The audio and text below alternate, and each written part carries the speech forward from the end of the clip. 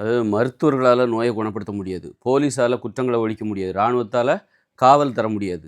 இது எப்படி இருக்குன்னா, நோய்கள யாரோ ஒருத்தர் ஒழிப்பாங்க அப்படின்னு நம்ம நெனைக்கிறோம் பார்த்தீங்களா? மருத்துவர்னா யாரு? அவர் நம்ம நம்ம கிடையாதுல்ல. நான் மருத்துவரா இருக்கலாம். ஒருவேள நான் மருத்துவரா இல்லன்னா, பெரும்பாலான மக்கள் மருத்துவரா இல்லல்ல.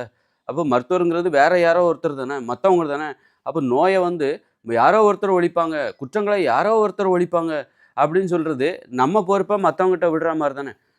அதனால வந்து குற்றங்கள யார் ஒழிக்க முடியும்? நோய்கள யார் ஒழிக்க முடியும்னா, மக்கள் தான் ஒழிக்கணும். ஒவ்வொருத்தரும் ஒழிக்கணும். நான் என் உடம்புல வரக்கூடிய நோய வரவிடாம நான் பார்த்துக்கணும். அதுதான் வந்து நோய ஒழிப்பு. ஒவ்வொருத்தருக்கும் அந்த கடமை இருக்கு. நீங்க இன்னொருத்தர்ட்ட விட்டுட்டீங்கன்னா மெத்தனமா இருப்பீங்க. கண்டதையும் சாப்பிடுவீங்க. டாக்டர நம்பி நீங்க கண்டதையும் சாப்பிட்டுட்டு இருப்பீங்க. போ குற்றங்கள போலீஸ் ஒப்படைப்பார் அப்டின்னா, போலீஸ்க்கு தெரியாம நீங்க குற்றங்கள செஞ்சுட்டு இருப்பீங்க. டாக்டருக்கு தெரியாம நோய்களை தருகிற உணவுகள சாப்பிட்டுட்டு இருப்பீங்க. நோய்களை தருகிற வேலைகள செஞ்சுட்டு இருப்பீங்க. அதனால தான் மத்தவங்கள நம்பக்கூடாது அப்படின்றது. மத்தவங்களால இது எதுவுமே நடக்காது. நாம ஒவ்வொருத்தருக்கும் நமக்கு கடமை இருக்கு. நோய்களை ஒழிப்பதற்கு நம்மளால மட்டும் தான் முடியும். மருத்துவர்களால முடியாது. அதாவது மத்தவங்களால முடியாது. மருத்துவர்களே கூட அவங்க வந்து அந்த மருத்துவத்த தான் நம்புறாங்க. அதாவது எனக்கு மருத்துவம் தெரியும். அந்த மருத்துவம் என்பதே ஒரு அந்நியமான ஒரு விஷயம் தான். அவங்க கத்து வச்சிருக்கிற அந்த மருத்துவம் இருக்குல்ல, அது இயல்பா எல்லாராலயும் பெற முடியாது. எல்லாராலயும் அந்த மருத்துவம் அவங்களுக்கு இருக்கிற மருத்துவ அறிவு பெற முடியுமா? முடியாதுல்ல. அப்படின்னா, அதுவே ஒரு அந்நியமான ஒரு விஷயம் தான். அதுவே அவங்க கிடையாது அப்படின்ற. ஒரு சாதாரண மனிதருக்கு அந்த மருத்துவர்கள்ல உள்ள அறிவுங்கிறது வர முடியுமா? வர முடியாதுல்ல. அப்படின்னா, அந்த மருத்துவ அறிவு என்பதே அது ஒரு அந்நியமான ஒரு விஷயம் தான். அது மத்தவங்க தான் அது. இடையில தானே அவங்க காலேஜ்ல போய் கஷ்டப்பட்டு படிச்சு, பிராக்டிஸ் பண்ணி, அ அந்த அறிவ அவங்க வளர்த்துக்கிட்டாங்க. அப்போ அதுவே அவங்க கிடையாது அது. அவங்களுக்கானது அது கிடையாது. அது மத்தவங்களுக்காக ட்ரீட்மெண்ட் பண்றதுக்காக தான் அவங்க அத கத்துக்கிட்டாங்க. எதுக்காக அவங்க மருத்துவம் கத்துக்கிட்டாங்க? தனது உடலை நோயிலிருந்து பாதுகாப்பதற்காகவா? நோய் வராமல் பாதுகாப்பதற்காகவா? இல்ல. மத்தவங்க உடம்புல நோய் வந்ததுன்னா, அ அத குணப்படுத்துறதுக்காக. மத்தவங்க இப்ப எனக்கு தேவையானதுனப்ப நான் பண்ண முடியும். எனக்கு தேவையே இல்ல. ஆனா நான் அத கத்து கத்து வச்சிருக்கேன். எனக்கு ஆஸ்மாவே இப்ப நான் ஒரு மருத்துவர படிக்கிறேன்னா, எனக்கு புற்றுநோய பத்தி எனக்கு எதுவுமே என் உடம்புல புற்றுநோய் இல்ல. ஆனா நான் புற்றுநோயத்த பத்தி படிக்கிறேன். புற்றுநோய்க்கான மருந்துகள் என்ன? எப்படி சிகிச்சை கொடுக்கணும்? ஏன்னா யாரோ ஒருத்தர் வருவாரு. அவருக்கு நான் சிகிச்சை பண்ணணும். எனக்கு அது தேவை கிடையாது. பார்த்தீங்களா? அது எனக்கானது கிடையாது. அவரவருக்கானது கிடையாது அது. மத்தவங்களுக்கானது அது.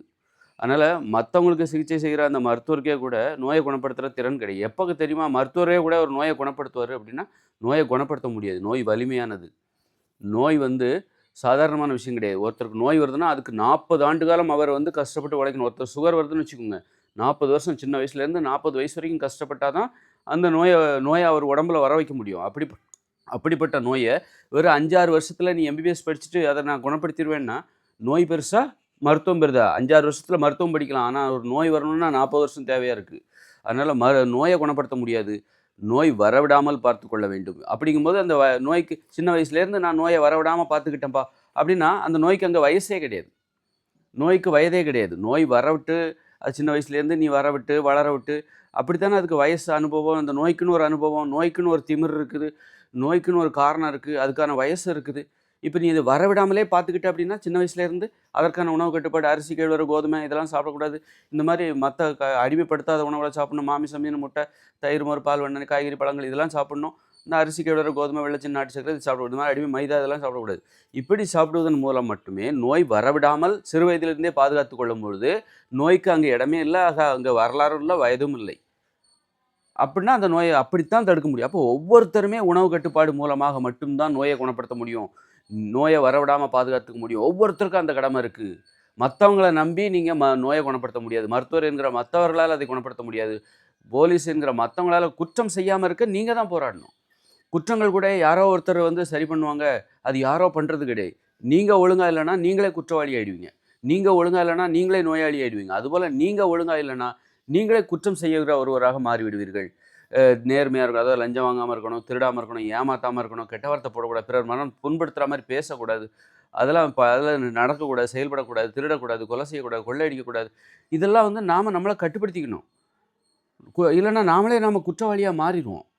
நாமளே எப்படி நோயாளியா மாறுவோமோ, அதுபோல நோயிலிருந்து எப்படி நம்மள நாமே பாதுகாத்துக்க முடியுமோ, நாம தான் பாதுகாத்துக்க முடியும், நோய் வராம. அதுபோல குற்றங்கள் செய்யாம நாம தான் நம்மை பாதுகாக்கணும். அதற்கு இந்த அரசாங்கம் உதவி பண்ணணும். நான் வந்து நோய் வராம பாதுகாத்துக்கிறதுக்காக வெள்ளச்சீனி இதெல்லாம் சாப்பிடக்கூடாதுப்பா, மைதாலாம் சாப்பிடக்கூடாதுப்பா, அப்படின்னு போராடிக்கிட்டு இருக்கிற இந்த சமயத்தில, எங்க பார்த்தாலும் அதான் வித்துக்கிட்டு இருக்கான். எங்க பார்த்தாலும் புகைப்பிடிக்கிற பொருட்கள். தனி மனிதர் வந்து தனி மனிதரால் தான் ஒவ்வொருத்தரும் தனி மனிதரால் தான் நோய குணப்படுத்த முடியும், நோய வரவிடாம செய்ய முடியும் அப்படின்னா, அதற்கு இந்த அரசாங்கம் ஒத்துழைக்கணும். நான் எதையெல்லாம் சாப்பிடக்கூடாதுன்னு நினைக்கிறேனோ, அதையெல்லாம் நீ விக்கிறதுக்கு தடை போடு. இந்த அரசாங்கம் எனக்கு எதிராவே செயல்பட்டுட்டு தனி மனிதருக்கு எதிராக செயல்பட்டுட்டு இருக்கு. நோயாளிகளை உருவாக்கி கொண்டிருக்கிறது. இந்த அரசாங்கம் மருத்துவர்கள தான் நம்புது. தனி மனிதர்களை நம்பல. எதானாலும் மருத்துவர்கள் பார்த்துப்பாங்க அப்படின்னு. அதனால மருத்துவர் என்கிற மத்தவங்களால நோய குணப்படுத்த முடியாது. போலீஸ் என்கிற மத்தவங்களால குற்றங்கள ஒழிக்க முடியாது. ஒவ்வொருத்தரும் தான் வந்து குற்றவாளி ஆகாம பார்த்துக்கணும். இதுதான் வந்து தீர்வு. இறுதி தீர்ப்பு. அதுதான் நடக்கப் போகுது. 2040க்கு அப்புறம் இனிமே அப்படிதான் நடக்கப் போகுது. 2040 இந்த உலகம் ஃபெயிலியர் ஆகப் போகுது. டாக்டர், இன்ஜினியரிங், மருந்து, மாத்திரை எதுவுமே உங்களுக்கு கிடைக்காது. நம்மளா மூலிகை மருந்து தான். நாம தெரிஞ்சுக்கிட்டு இயல்பா, எளிமையா பண்ணக்கூடிய அப்போ யாரும் அடங்கிருவாங்க. ஆஹா! இனிமே நம்ம தப்பு பண்ணக்கூடாது. நாம இனிமே தப்பு பண்ணக்கூடாது. அதாவது தப்பான உணவுகள சாப்பிடக்கூடாது. ஏன்னா குணப்படுத்துறதுக்கு மருத்துவர்கள் கிடையாது. எல்லா காலேஜ், பள்ளிக்கூடம் எல்லாத்தையும் மூடிட்டாங்க 2040க்கு அப்புறம். அப்போ இனிமே நாம வந்து மருத்துவர்கள நம்பி இனிமே வந்து கண்டதையும் சாப்பிட்டு நோய வரவழைச்சுக்கிட்டா, அதற்கான மருந்துக்கு நம்ம எங்க போவோம் அப்படின்னு சொல்லி, அதிலேயே பாதி அடங்குவாங்க. இன்னைக்கு எல்லாம் தப்பு பண்றதுக்கு என்ன காரணம்? எதா இருந்தாலும் ஒரு மருந்த சாப்பிட்டுக்கலாம். சுகர் நல்லா சாப்பிடு. ஒரு மாத்திரைய போட்டா சரியா போயிரும். பார்த்துக்கலாம், அடுத்து பார்த்துக்கலாம் அப்படின்னு சொல்லிட்டு, அந்த மாரி தான் இந்த தப்பு பண்றதுக்கான தைரியத்த எது தருது? இந்த மருத்துவர்கள் தான் தராங்க.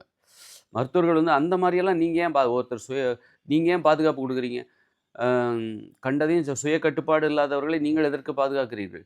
அதுபோல மருத்துவர்களே அப்படிதான். ஏதாவது மருந்து, மாத்திரை சாப்பிட்டுக்கலாம். விரும்பினத சாப்பிடு. அவங்களே அப்படிதான் சொல்றாங்க. "நீ குலாப் ஜாம் சாப்பிடு, கண்டதையும் சாப்பிடு. நான் இருக்கேன் உங்களுக்கு" அப்படின்றாங்க. அப்படிதான் விளம்பரப்படுத்துறாங்க. அதுபோல போலீஸும் என்ன பண்றாங்க? போலீஸ் பார்த்துப்பாங்க. போலீஸ்ட்டருந்து நாம எப்படி தெரியாம தப்பு பண்றது? அதில இருக்கிற த்ரில்ல என்ஜாய் பண்றாங்க. அது மாரி தான் குற்றங்கள் நடக்குது. ஆக தீர்வு என்ன தெரியுமா? மத்தவங்க உங்களுக்கு தீர்வு தர மாட்டாங்க. இந்த உலக பிரச்சனைகளுக்கு மற்றவர்கள் தீர்வு தர மாட்டாங்க. அதுபோல பெண் விடுதலையா பெண்கள் அடிமையா இருக்காங்கன்னா, யாரோ ஒருத்தர் உங்களுக்கு வந்து விடுதலை தர மாட்டாங்க.